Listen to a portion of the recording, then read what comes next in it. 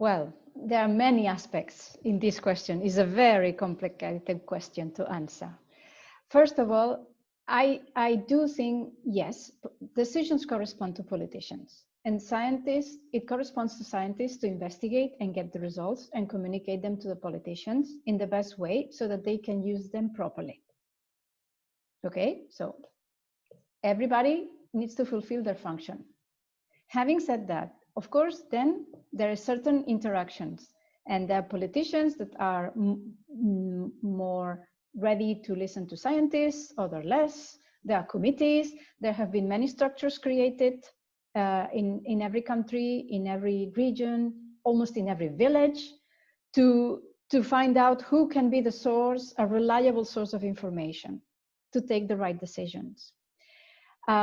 Scientists should be driven by the knowledge and find out the knowledge that is accurate and that is providing the right information for politicians. Politicians have many more types of information beyond science, which is the population, the conditions they live in, the resources, the money they have in, etc. So that's why it corresponds to the politician to decide, to make the decision.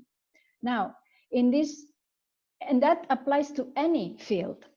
Now, when we talk about health, this is of course then super important because it affects our lives, it affects our families' lives and lifestyle, which is then super important. Here is where politicians have to act with care.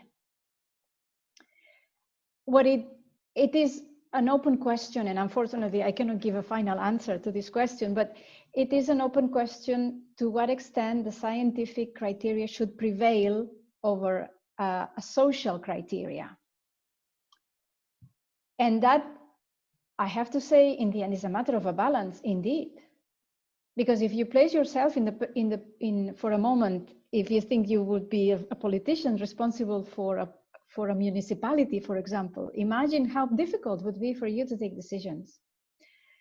And that is human. And we need to consider that human aspect in the decision making.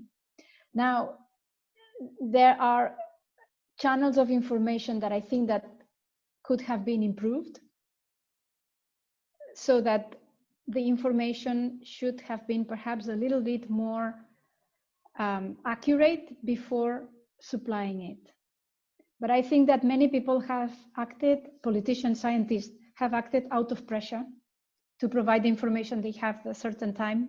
And that's why then one person may receive conflicting messages, sometimes in the same day.